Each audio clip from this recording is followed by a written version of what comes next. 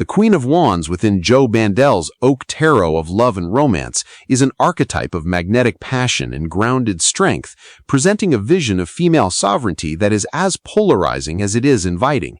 This card doesn't just represent a person, it represents a specific frequency of spiritual love, one that can either illuminate a partnership or completely consume the individual's sense of self. We're looking at a figure who breathes deep and centered, a natural healer standing in a blooming garden, yet her energy is described as a magnetic spiral that can be quite overwhelming if you aren't prepared for it. It's a fascinating departure from traditional tarot imagery. If you look at the classic Rider-Waite-Smith Queen of Wands, she's sitting on a throne decorated with lions and sunflowers, holding a black cat, symbols of fire, fertility, and intuition. But Bandel's version places her in a very specific landscape, a lush garden with a massive oak tree rising beside her. In his oak matrix philosophy, the oak tree is the ultimate symbol of endurance and grounded reality. For a suit like Wands, which represents fire and spiritual love, having that oak tree present is a reminder that even the most intense spiritual passion needs to be earthed. Without that grounding, the fire just burns itself out.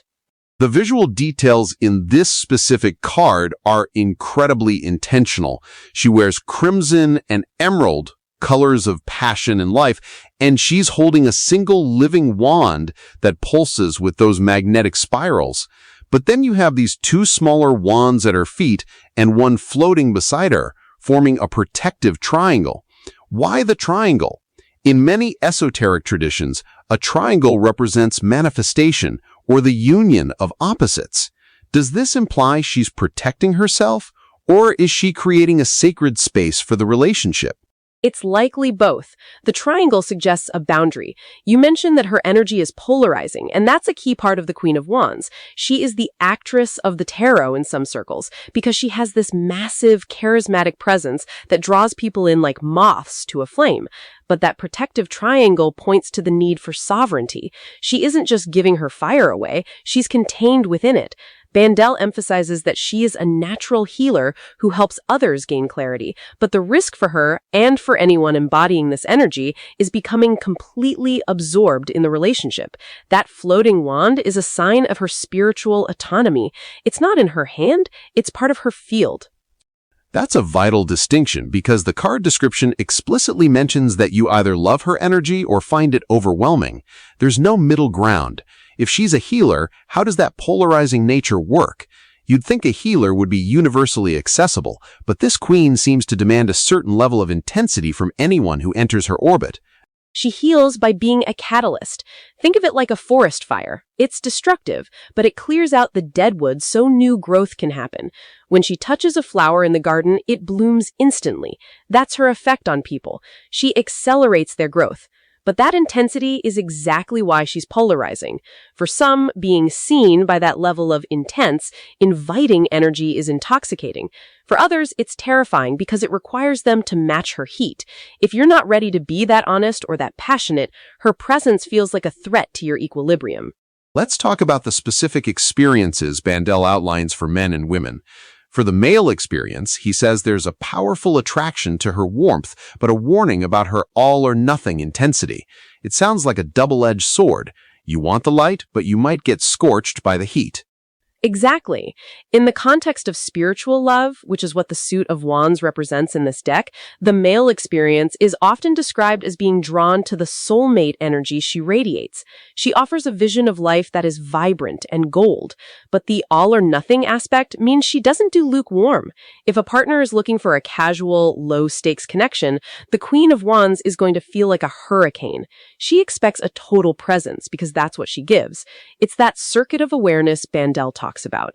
If the current isn't flowing back with the same intensity, the circuit breaks. And for the female experience, the card suggests a connection that lights you up, but also a need to protect energy and boundaries. That feels like a very modern psychological take on the archetype. It's not just about being the queen, it's about the cost of staying the queen while in a relationship. It's a warning against self-immolation, because she's so connected to nature and life, symbolized by that oak tree and the blooming garden. She has a lot to give, but because she's a fire sign, she can easily overextend. Bandel notes that she sometimes becomes completely absorbed in her partner. For a woman reading this card, the message is trust your fire, but don't let it become a bonfire that consumes your own identity. You need to stay rooted in the living world around you, just like that oak tree. The garden isn't just there for the partner, it's her own source of power. I'm looking at the colors again. Passionate reds, lush greens, and warm golds. It's a very autumnal but vibrant palette. It doesn't feel like the scorched earth fire of the desert, which is how the Queen of Wands is often depicted in other decks. Why the shift to a garden setting with an oak tree? The garden represents the refined use of fire. In traditional tarot, wands can be raw, aggressive, and even combative. But the queen represents the water of fire. It's fire that has been tempered, made nurturing.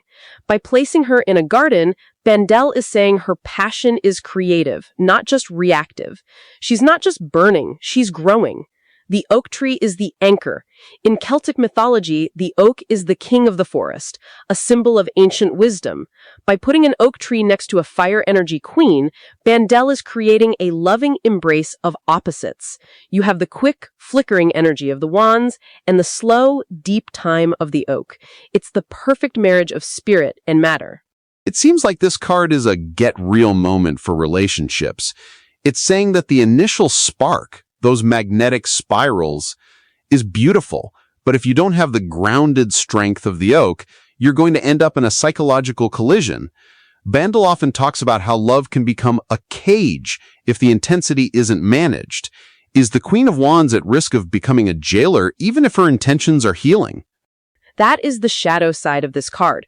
When the Queen of Wands loses her grounding, she can become manipulative or overbearing. Her desire to heal can turn into a desire to control the partner's growth. If she's all or nothing and her partner needs space, she might interpret that as a rejection of her light.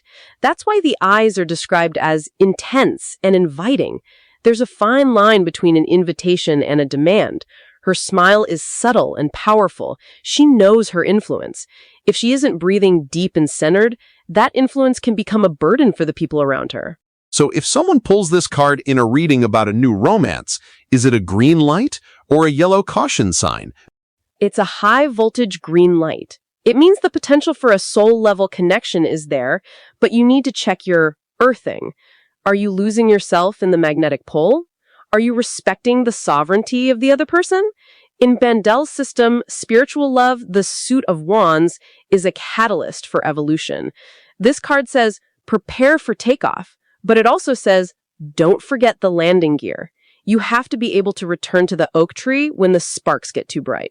It's interesting that Bandel's background is in translating early 20th century German horror and macabre literature. You can see that edge in his tarot work. He isn't afraid of the polarizing or overwhelming aspects of love. He doesn't sugarcoat the Queen of Wands as just a nice, confident lady. She's a force of nature. Exactly. He understands that real love isn't a Hallmark card. It's an astral exchange that can be quite destabilizing. By calling her warm and polarizing, he's acknowledging that her power is a choice. You have to choose to engage with it. She won't dim herself to make you comfortable. That's her greatest lesson. Trust your own fire. If you find her energy overwhelming, the card might be asking why you're afraid of your own passion. Are you playing small? Are you hiding your own wand? The phrase, breathing deep and centered, really stands out to me.